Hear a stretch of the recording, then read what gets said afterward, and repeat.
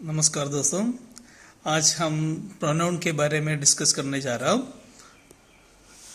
Pronounce में there are 10 kinds of pronounce.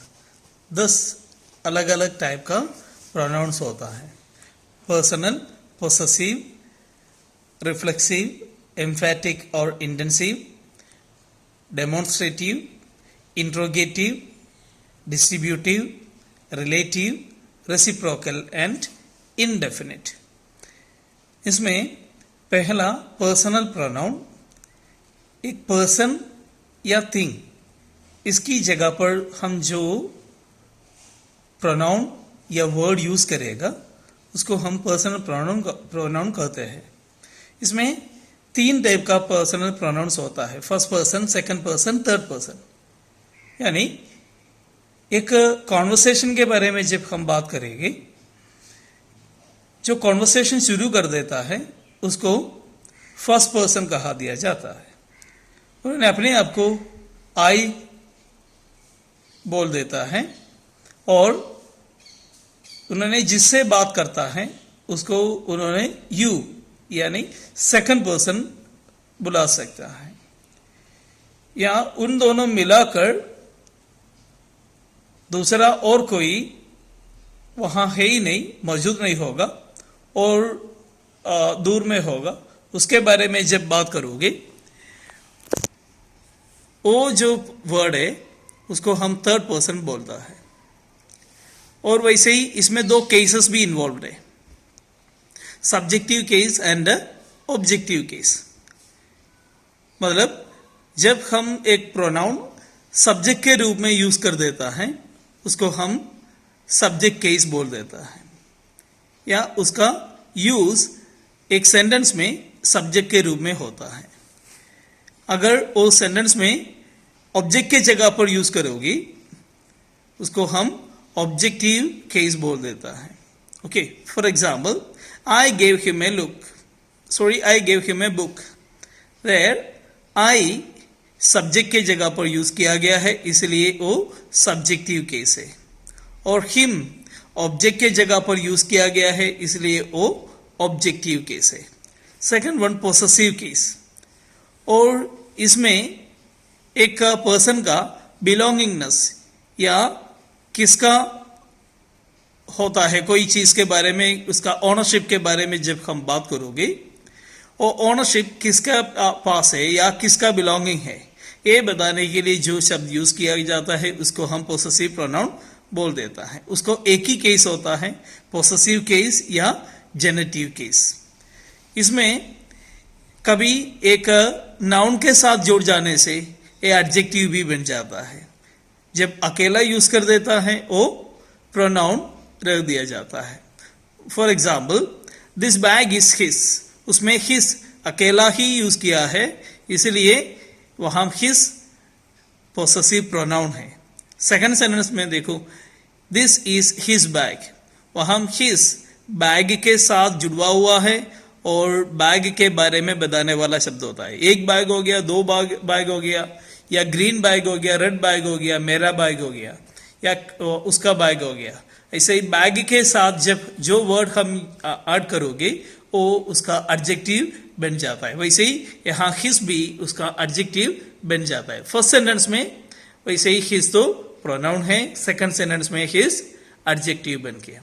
Next one, reflexive pronoun. अगर हमें एक प्रोनाउन जो सब्जेक्ट के बारे में और कौन किया गया है, एक मिरर जैसा उसको रिफ्लेक्ट करने के लिए यूज किया जाता है, उसको हम रिफ्लेक्टिव प्रोनाउन बोलता है। यूजुअली ये वर्ब के बाद यूज कर देता है। For example, Manoj made himself A cup of T, वहां मनोज अपने आप को एक चाय बना दी। ओके, वहां मनोज किसके लिए चाय बना दी उसका जवाब भी मिल जाता है, और वो तो ऑब्जेक्ट के जगह पर यूज भी किया गया है, इसलिए हिमसेल्फ रिफ्लेक्सिव प्रोनाउन के रूप में हमें मान देता है। नेक्स्ट वन, सीरत bought a dress for herself, वहां हरसेल्फ तो ऑब्जेक्ट के जगह पर आ जाता है, यहां रिफ्लेक्सिव प्रोनाउन बन गया। नेक्स्ट देखो, इंटेंसिव या एम्फैटिक प्रोनाउन। इसका इंटेंसिटी बढ़ाने के लिए या इंपॉर्टेंस ज्यादा दिखाने के लिए या स्ट्रेस देने के लिए या एम्फोसिस करने के लिए हमें यूज किया जाता है, इसलिए हम इसी प्रोनाउन को हमें इंटेंसिव या एम्फैटिक प्रोनाउन कहा दिया जाता है। इसमें एग्जाम्पल देखने से Namit himself told me about the incident, यहाँ हिमसेल्फ आ गया नाउन के ठीक पीछे। नाउन के ठीक पीछे आने से वो इंटेंसिव प्रोनाउन बन जाता है। अगर ए हिमसेल्फ सेंटेंस के लास्ट में यूज करेगा तो रिफ्लेक्सिव बन जाता है। Namit told me about the incident himself.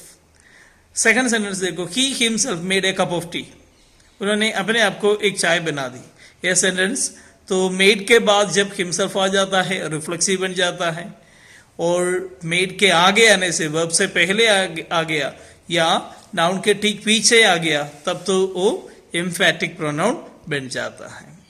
Next one is demonstrative pronoun.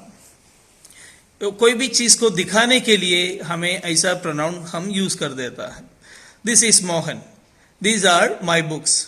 हम दिस और दिस ये दोनों सेंटेंस में सेपरेट या अकेले ही यूज किया गया है, इसलिए वो तो प्रोनाउन के काम कर देता है और दिखाता है, और वैसा नाउन के जगह पर एक्चुअली फंक्शन भी करता है। एक्चुअली डमी सब्जेक्ट होता है, रियल सब्जेक्ट नहीं। दिस और दिस या दैट यूज करने से वो रियल सब्जेक्ट नहीं बनता।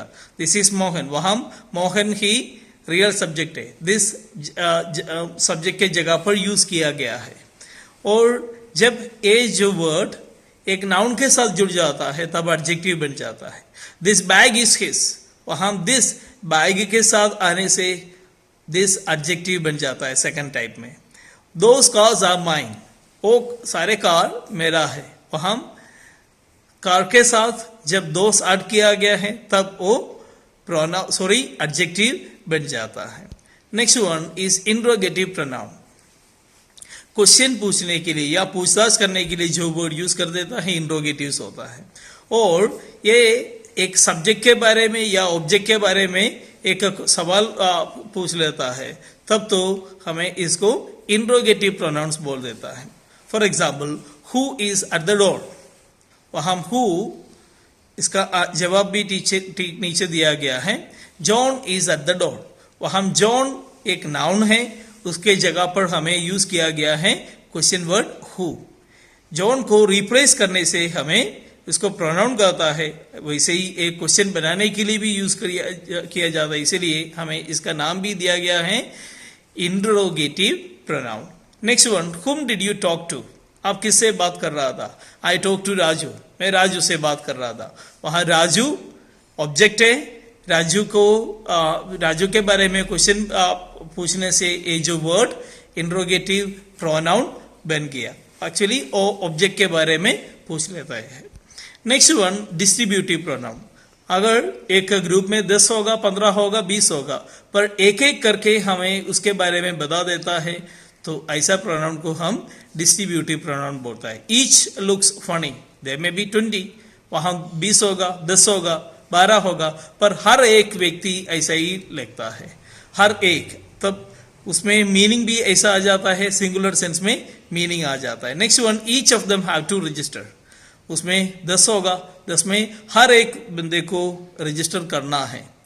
Next one, either of this chocolates is handmade, वहां 2 होगा या 10 होगा या दो ग्रुप होगा, पर दोनों हैंडमेड है, पर एक एक करके हम जब बता देने से इसको हमें डिस्ट्रीब्यूटिव प्रोनाउन कह दिया जाता है। Next one is relative pronoun. Pronoun में सबसे इंपॉर्टेंट कौन सा है? तो ऐसा एक क्वेश्चन है तो सबसे इंपॉर्टेंट रिलेटिव प्रोनाउन होगा, क्योंकि रिलेटिव प्रोनाउन का 2 फंक्शन है। एक तो एक प्रोनाउन का काम करना है और दूसरा एक कंजंक्शन का भी काम करना है। मतलब कंजंक्शन इसी सेंटेंस में यूज करता ही नहीं, पर कंजंक्शन का काम भी रिलेटिव प्रोनाउन में प्रोनाउन ही कर देता है। For example, this is Aina who is the HOD of our department. और देखो 2 सेंटेंस है, this is Aina, she is the HOD of our department, हमारे जो डिपार्टमेंट का एचओडी वो है। तब ये दोनों सेंटेंस को जोड़ने के लिए हु यूज किया गया है, वहां दूसरा और कोई कंजंक्शन यूज किया ही नहीं, कंजंक्शन का काम भी रिलेटिव प्रोनाउन कर देता है, इसलिए रिलेट करने से ही इसका नाम तो रिलेटिव बन जाता है, और नाउन के जगह पर यूज करने से हमें इसको प्रोनाउन भी कर दिया जाता है। इंस्टेड ऑफ शी के जगह पर हमें हु यूज किया गया है यहाँ। Next one, this is the bag that you were searching for. This is your bag, you were searching for it. वहां भी दो सेंटेंस है, ये दोनों सेंटेंस को हमें दैट यूज करके जोड़ दिया गया है। द कॉट विच शान बॉट yesterday is missing. शान bought a coat yesterday, it is missing. ये दो सेंटेंस को हमें विच यूज करके जोड़ दिया गया है। तो जोड़ने वाला शब्द का काम या कंजंक्शन का काम और एट द सेम टाइम ये प्रोनाउन का काम भी कर देता है। Next one is reciprocal pronoun. जब दो पर्सन आपस में मदद करेगा, आपस में लड़ेगा और ऐसा कोई चीज को बताने के लिए हमें ये जो प्रोनाउन यूज किया जाता है। Rahul and Vinay helped each other, वो दोनों आपस में मदद करते थे, तो एक दूसरे को या आपस में इसी सेंस में यूज करने के लिए हम दो शब्द यूज कर देता है, each other and one another. All the 20 participants were blaming one another, एक दूसरे को ब्लेम कर रहा था, तो वो तो प्लूरल सिंगुलर सेंस में यूज किया गया है, एक दूसरे को। Then next one is indefinite pronoun. यहाँ इनडेफिनेट का नाम भी इसलिए दिया गया है, ये किसके बारे में बता देता है वो तो हमें पता भी नहीं चलता, या किसके बारे में बता देता है वो तो हमें डिफाइन कर नहीं सकता। Nobody came here, कोई यहाँ नहीं आया, कोई नहीं को हमें कैसे दिखाए या कैसे बताओ। नेक्स्ट वन, समवन और somebody has to do it, आपसे कोई एक को करना होगा, ये कोई एक कौन होता है वो भी डिफाइन कर नहीं सकता। None could complete it, किसी को कंप्लीट कर नहीं पाया, ये कौन होता है, ये किसी को या किसने। तो ऐसा जो वर्ड्स है हमें डिफाइन कर नहीं सकता, वो तो सब्जेक्ट के रूप में यूज कर सकता है पर फिर भी डिफाइन कर नहीं सकता। ऐसे जो वर्ड है उसको हम इनडेफिनेट प्रोनाउन कर दिया जाता है। This is the end of the video. Thank you for watching this video. Please like, share and subscribe. This is Jijo Abraham signing out. Thank you. Wish you a jubilant day.